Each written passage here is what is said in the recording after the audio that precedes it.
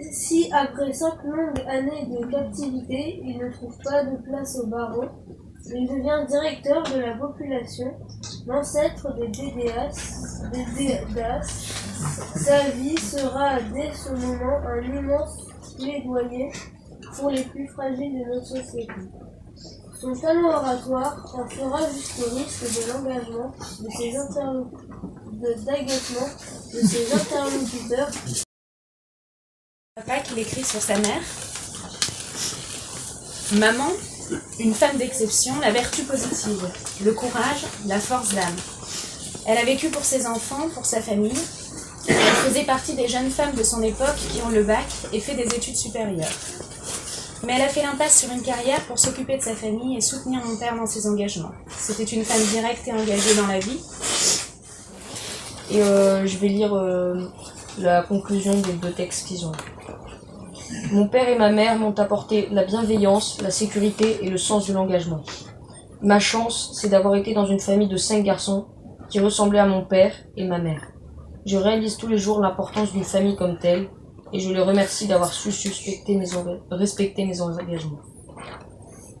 Illustrer la vie de Pierre tout au long de sa vie. Et je voulais en témoigner. Bien sûr, avec son personnage, avec sa personnalité, à savoir que c'est un fonceur, que c'est un fonceur de porte, que c'est un rhinocéros, et que c'est Riné qu'on aime. Et de nous, les cinq enfants, les 5 garçons de notre père. Très nombreux témoignages sur l'action de papa et le rôle qu'il a joué dans le secteur. J'en ai conçu une véritable fierté et j'ai toujours eu le sentiment que je poursuivais une œuvre engagée et que, d'une certaine manière, il m'avait transmis le flambeau. Papa m'a, vous l'aurez compris, profondément inspiré, orienté, guidé et sans doute beaucoup influencé. Je trouve que toute sa vie, il a mené un combat difficile, parfois pas toujours reconnu, comme dans les Écritures. Heureux ceux qui se feront insulter en mon nom. C'est vrai. Lui, il a reçu aussi quelquefois des choses difficiles.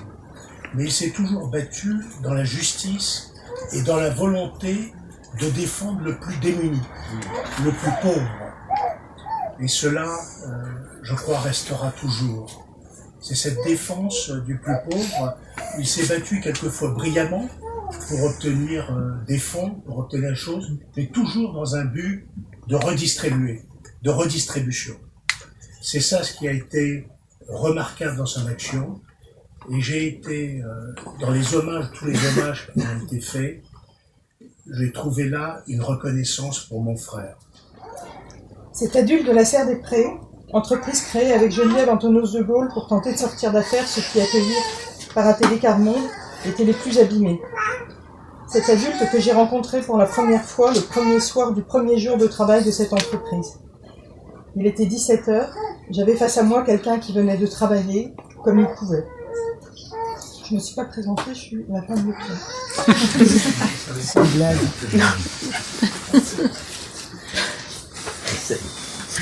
Il était fatigué. Je percevais une toute petite lueur d'espoir, toute petite. Il avait les cheveux longs et sales, une dent, autant de signes de ses souffrances. Il m'est apparu à ce moment très vieux et très abîmé. Nous avons eu un premier dialogue, très simple, parfois très décousu, fait de beaucoup de silence, juste quelques mots. Progressivement, les choses se sont un peu dénouées. Bien sûr, pas grand-chose, mais un peu. Nos regards se sont croisés. Il y avait dans ses yeux beaucoup de fatalité, mais aussi beaucoup de bienveillance. Ça m'a fortement perturbée, tant je vivais à côté une situation privilégiée. Puis on s'est perdu de vue, chacun sa destinée. 25 ans plus tard, quelqu'un frappe à la porte de mon bureau à la mairie. Je n'étais pas là. Il n'a pas voulu dire pourquoi il voulait me voir. Il téléphonera des semaines durant. Je l'ai reçu. Il est arrivé, il a posé sur le coin de la table une photo. Je reconnais immédiatement ce vieux qui m'avait tant marqué. Face à moi, un jeune, costard cravate, bien rasé. Il me dit « Vous connaissez cette personne ?» Je lui dis non car j'ai toujours pensé que l'anonymat était une question non négociable. Il me dit très tranquillement, les yeux aussi bienveillants que ceux que je connaissais, mais cette fois c'étaient ceux d'un homme libre et fier. Je suis venu vous dire merci. Je n'ai pas répondu, sinon par un sourire complice. Il a quitté le bureau. Cela a duré 3 minutes.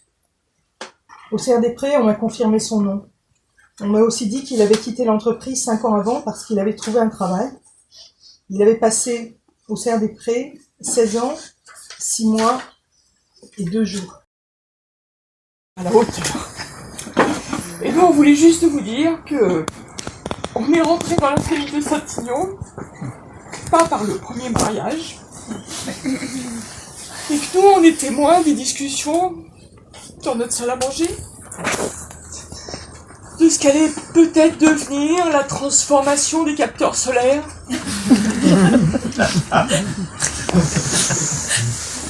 De ce qu'une jeune fille pouvait faire alors qu'elle était beaucoup plus jeune que lui, parce qu'elle avait fait une école de commerce. Et que ça n'a pas toujours été facile. Et que moi ici, mes souvenirs, c'est ceux des déménagements de Caroline. Parce qu'à chaque fois qu'elle déménageait, elle disait « Qui c'est qui vient m'aider ?» Qu'est-ce qui va faire mes rideaux? Mais voilà. La personne qu'on avait en face de nous au plus haut, voilà, et la politique c'est ça, hein, c'est faire la loi sur les exclusions, mais c'est aussi tendre la main et ensuite apprendre tellement de ce jeune qu'on a, de cette personne plus âgée, de ces réfugiés dernièrement qu'on a accueillis avec Pierre venant de la Croix-Rouge. Voilà, je voulais juste donner ces aspects de la vie professionnelle, parce que je pense que personne ici y était avec Pierre, et c'est voilà, c'est ça l'essentiel en fait, hein, c'est ça l'essentiel. Donc on a extrait une partie d'un texte qui est un petit peu plus long. Je n'avais rien prévu. Tout m'est tombé sur la tête. Cette très longue période, plus de 40 ans, sera émaillée de magnifiques rencontres. D'émotions multiples, parfois violentes, de combats sains, parfois durs, d'injustice, de trahison, et bien sûr de beaucoup de réussites. Ce qui est clair, ce que j'ai toujours essayé, bien ou mal, c'est de servir l'intérêt général. Je sors de ces 30 ans d'engagement intact. L'affreuse maladie, appelée cancer, nous prive de toi à tout jamais. Je peux dire que j'ai eu une chance incroyable de t'avoir connu, d'avoir passé 17 ans de ma vie auprès de toi, et de t'avoir appelé Papilou, car oui, c'est le nom que l'on m'a donné, que l'on t'a donné. C'est elle qui l'a choisi, c'était la prolie. Je me rappellerai toujours de toutes ces vacances passées avec toi. Te souviens-tu de la fois où tu m'as emmené au chalet avec Caro et Coco et Margot, et tu t'es trompé d'essence? Du coup, la voiture est tombée en panne sur l'autoroute. C'était plutôt drôle.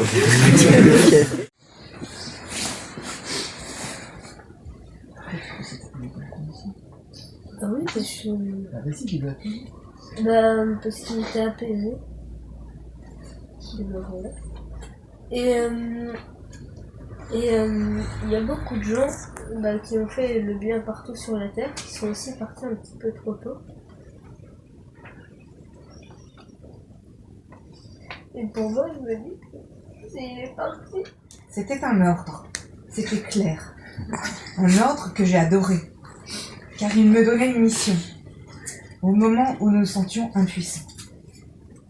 Alors, depuis, ça trotte dans ma tête. Témoigner, témoigner, témoigner, témoigner. Témoigner de ton amour pour les tiens, pour ta tribu. Ta plus grande fierté. Parler de ton regard bleu, tendre, profond, direct, aimant. De ta main qui accueille et qui tape dans le dos pour chercher l'interaction.